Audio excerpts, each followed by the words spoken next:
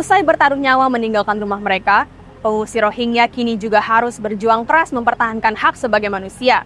Menurut data Badan Pengungsi PBB atau UNHCR, lebih dari 1 juta pengungsi Rohingya kini tinggal di 2 kamp pengungsian di Bangladesh, dengan jumlah-jumlah yang lebih kecil tersebar di negara-negara Asia lainnya, seperti Thailand yang menampung 82.000 pengungsi Rohingya, hingga Malaysia yang menampung 111.000 pengungsi Rohingya. Indonesia juga merupakan salah satu negara tujuan pengungsian sementara mereka. Dan dengan kondisi fasilitas kesehatan hingga pendidikan yang serba terbatas, masa depan pengungsi Rohingya masih tetap tak pasti.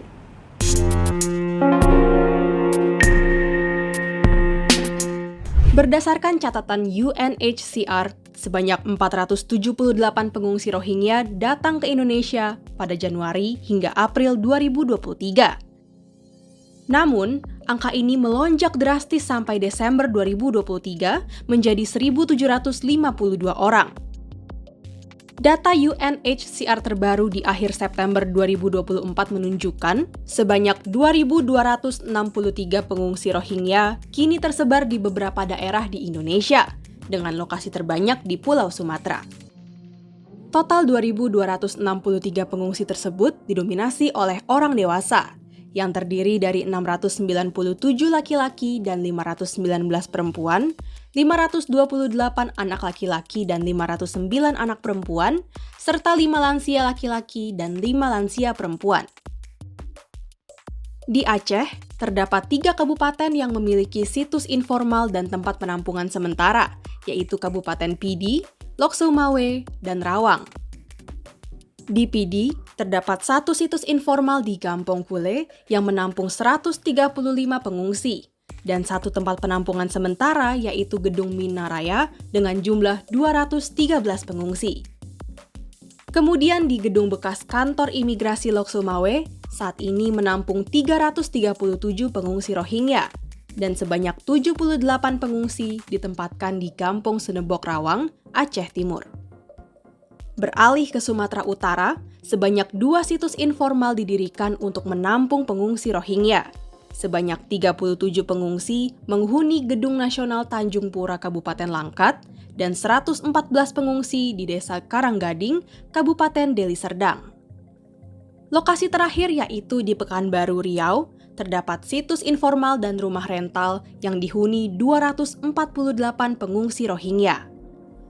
Ketiga provinsi yang disisir oleh UNHCR ini menampung sebanyak 1.175 pengungsi dari total 2.263 pengungsi Rohingya di Indonesia.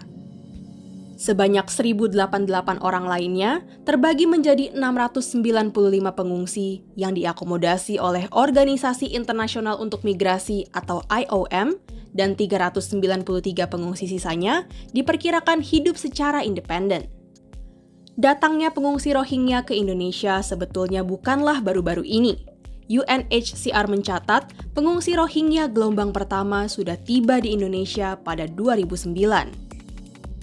Kehadiran mereka di Indonesia dan negara-negara lain di Asia didasari oleh konflik yang mengakar sejak akhir abad ke-18. Dalam bukunya, Mahbubul Haq menjelaskan permasalahan antara etnis minoritas seperti Rohingya dengan pemerintah pusat Burma yang memanas pasca kemerdekaan negara mereka.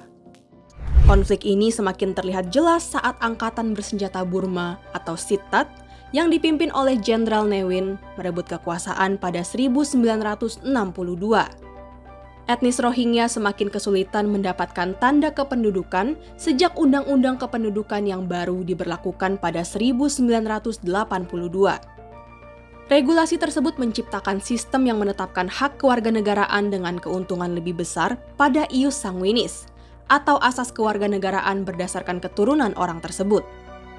Lebih lanjut, pemerintah Myanmar mengklasifikasikan 135 kelompok etnis yang diakui secara resmi sebagai ras nasional mereka atau Taingyinta. Etnis Rohingya tidak termasuk kelompok-kelompok tersebut dan kerap dilabeli sebagai etnis Bengali ilegal atau teroris Bengali. Mereka juga tidak mendapatkan identitas kewarganegaraan Myanmar sejak saat itu. Bentrokan antara etnis Rohingya dan junta militer Myanmar terus terjadi, bahkan hingga terpilihnya Aung San Suu Kyi sebagai penasihat negara Myanmar atau setara dengan Perdana Menteri pada 2015 lalu. Penulis Muhammad Abdul Bari menjelaskan dalam bukunya bahwa pada 25 Agustus 2017, kelompok bersenjata Rohingya yang disebut sebagai Tentara Pembebasan Rohingya Arakan atau ARSA melancarkan serangan terhadap 24 pos jaga, kantor polisi, dan pangkalan militer di Mongdao. Dalam kejadian tersebut, setidaknya 10 aparat kepolisian dan 1 tentara terbunuh. Tentara Keamanan Myanmar kemudian melancarkan operasi pengusiran kelompok ARSA di desa-desa Rohingya. Operasi pengusiran ini menimbulkan sebanyak 10.000 korban jiwa, mulai dari laki-laki, perempuan, hingga anak-anak dan bayi yang baru lahir. Puluhan ribu masyarakat etnis Rohingya yang melarikan diri sebelum operasi militer ini akhirnya disusul lebih dari 700.000 orang lainnya untuk menyelamatkan diri. Suki, yang menerima hadiah Nobel Perdamaian pada 1991 atas perjuangan tanpa kekerasan untuk demokrasi dan hak asasi manusia, justru membantah tuduhan genosida yang dilakukan angkatan bersenjata militer. When you are assessing the intent of those who attempted to deal with the rebellion, surely under the circumstances, genocidal intent cannot be the only hypothesis. And I expect the office to continue its investigations and prosecutions based on reliable evidence gathered in Rakhine and from persons who witnessed what happened there. Can there be genocidal intent on the part of a state that actively investigates, prosecutes, and punishes soldiers and officers who are accused of wrongdoing? Although the focus here is on members of the military, I can assure you that appropriate action will also be taken against civilian offenders in line with due process. Pada Oktober 2024, wartawan Tempo Dian Yuli Astuti mengunjungi Aceh dan Pekanbaru untuk melihat situasi pengungsi Rohingya secara langsung. Di salah satu lokasi penampungan, para pengungsi harus hidup berdampingan di dalam tenda berbahan terpal dengan kain sebagai penutup serta pemisah antar keluarga pengungsi. Hanya berbekal sedikit pengetahuan bahasa Inggris dan Indonesia, salah satu pengungsi Rohingya bernama Nila menyampaikan keinginannya untuk bisa bebas. Saya mau bebas. Mau bebas? Mau bebas. Tinggal hari-hari saya tinggal makan duduk, sakit, nunggu. Tinggal sini, Maya, terima kasih Indonesia. Bagus, Islam country. Sekarang lambat kali tinggal sini. Saya mau bebas ya. Tidak hanya berkonflik dengan pemerintah di negaranya sendiri, etnis Rohingya yang kini berstatus sebagai pencari suaka maupun pengungsi juga harus bersitegang dengan para penduduk lokal. Indonesia pun tidak menjadi pengecualian jika berkaca pada aksi pengusiran paksa pengungsi Rohingya yang dilakukan oleh ratusan mahasiswa di Aceh pada Desember 2023 lalu. Mereka beramai-ramai mendatangi tempat penampungan dan meneriaki para pengungsi Rohingya. If you look at, there is also a trend.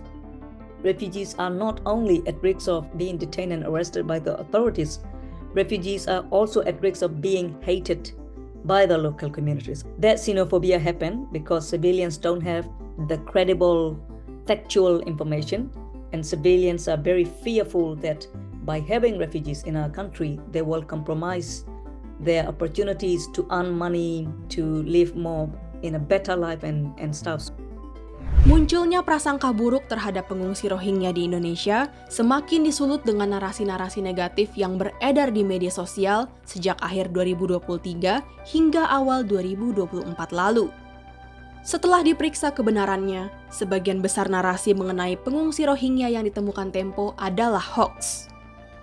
Fakta menarik yang ditemukan adalah masifnya narasi buruk pengungsi Rohingya ini yang bertepatan dengan publikasi dan euforia pemilihan presiden 2024.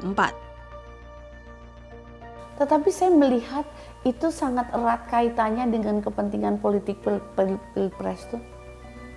Jadi ini permainan politik pada masa pilpres, saya lihat itu. Jadi mencoba untuk bagaimana mencari kepopuleran dengan menggunakan isu yang awalnya tidak menarik dijadikan menjadi isu yang menarik. Tetapi kemudian menimbulkan xenofobia gitu. Tetapi bukan direct sebagai bagian dari xenofobia. Kalau saya melihatnya akhirnya ujungnya pada ke situ gitu. Pilpres lewat, perhatikan setelah Pilpres lewat, habiskan ceritanya, sepi lagi. Tidak terbatas pada pengungsi Rohingya, semua orang yang termasuk dalam golongan pengungsi dilindungi oleh konvensi terkait status pengungsi di Jenewa pada 1951 dan protokol terkait status pengungsi yang disahkan pada 1967. 3 prinsip utama yang diterapkan adalah non-discrimination, atau pemberlakuan regulasi hasil konvensi tanpa mendiskriminasi latar belakang pengungsi, non-penalization atau larangan untuk menghukum pengungsi, dan non-refoulement atau larangan mengembalikan pengungsi ke lokasi tanpa persetujuan pengungsi tersebut. Hingga saat ini, Indonesia belum meratifikasi Konvensi Pengungsi 1951 tersebut. Meski begitu, pemerintah Indonesia melalui Kementerian Luar Negeri berperan aktif memberikan perhatian terhadap konflik yang terjadi di Myanmar. Bali Proses merupakan salah satu platform yang diciptakan pemerintah Indonesia untuk membicarakan masalah pergerakan manusia seperti pengungsi luar negeri. Bisa dibilang merupakan terobosan yang ditawarkan oleh Indonesia dan hingga saat ini seingat saya merupakan satu-satunya platform kerjasama di internasional yang berhasil mempertemukan negara-negara yang menjadi tempat asal dari pengungsi, country of origin, negara yang menjadi tempat transit, country of transit, dan negara-negara yang menjadi negara tujuan dari pengungsi itu, country of destination. Jadi dalam hal ini keberhasilan Indonesia dari sejak 2002 memiliki Bali Proses juga merupakan suatu terobosan yang terus kita dorong untuk dapat memecahkan antara lain masalah pengungsi. Tanpa menjadi anggota dari Konvensi 1951, pemerintah Indonesia secara mandiri membentuk Peraturan Presiden atau Perpres nomor 125 tahun 2016 yang mengatur penanganan pengungsi dari luar negeri. Dalam Perpres tersebut, Menteri Koordinator Politik Hukum dan Keamanan diberi mandat untuk menangani pengungsi. Menko Polhukam melalui Perpres ini membentuk Satuan Tugas Penanganan Pengungsi Luar Negeri yang secara langsung berwenang dalam mengurus para pengungsi. Namun, 8 tahun setelah Perpres terbit, kondisi di lapangan telah berganti. Akademisi menilai penyesuaian regulasi perlu dilakukan agar sesuai dengan kondisi dan kebutuhan baik petugas penanganan maupun pengungsi. Meratifikasi konvensi pengungsi sehingga posisi di Indonesia adalah sementara, ya kan? Ketika itu sementara, pengertian sementara kan bisa saja adalah sebulan, 2 bulan, maksimal setahun misalnya seperti itu. Tapi pada kenyataannya posisi kesementaraan mereka itu bisa sampai 6-10 tahun, gitu. Nah, Perpres ini belum melihat kondisi itu. Kita meratifikasi juga Kovenant untuk politik, ekonomi, dan sosial budaya, di mana siapapun yang ada di Indonesia, dia punya hak hidup. Gitu ya. Nah, hak dasar ini belum diatur di dalam Perpres itu, walaupun di dalam Satgas sudah ada Satgas yang terkait dengan kesehatan, pendidikan, dan pemberdayaan pengungsi. Yang intinya perbaikannya harus bagaimana menjaga kesementaraannya. Kan kita bukan penandatangan konvensi, jadi kesementaraannya itu tidak hilang, tetapi hak-hak dasarnya harus dipenuhi. Itu yang belum ada. Peran Indonesia sebagai negara transit telah dieksekusi berdasarkan regulasi yang dibentuk tanpa meratifikasi konvensi dan protokol internasional. Meski begitu, pembenahan peraturan dan peningkatan kinerja di lapangan terus diharapkan. Sejauh apa Indonesia harus terlibat dalam perwujudan hak para pengungsi? Bagi saya adalah yang penting bagaimana Indonesia itu bukan berarti hanya pemerintah ya, memberi kesempatan kepada mereka mempunyai dignity. menjadi manusia yang bermartabat. Pengelolaan atau duty barrier pemerintah itu bukan berarti harus menggunakan dana pemerintah, tetapi bagaimana pemerintah menata keseluruhannya menjadi semua punya sense of belonging. Itu yang tadi berbagi beban dan tanggung jawab bersama. Tidak hanya pada kerangka global, tetapi juga pada kerangka dalam negeri. I believe that every human has a good heart. We just don't know each other. When we don't know each other, there is an element of fear, and we're like, why these people are on our land? Why do they come? Such a big number. Are they gonna take away our job? Are they gonna take away everything that we have? So what we need is this human connection, interaction, and really understanding from a sense of humanity and thinking, okay, now you're here because you have a lot of troubles and hardship. Tell us, how can we coexist? We also have our own problem. Can you help us with our problem? We will also help you. So in that sense, I have hope that refugee can live freely without fear of civilians. Kemerdekaan ialah hak segala bangsa. Oleh karena itu, penjajahan di atas dunia harus dihapuskan karena tidak sesuai dengan peri kemanusiaan dan peri keadilan. Sebagai negara yang menjunjung tinggi kemerdekaan, kita harus menegaskan bahwa penindasan dan penjajahan tidak boleh dibiarkan. Krisis kemanusiaan yang menimpa etnis Rohingya di Myanmar memerlukan tindakan tegas dari semua pihak, terutama pemerintah Myanmar.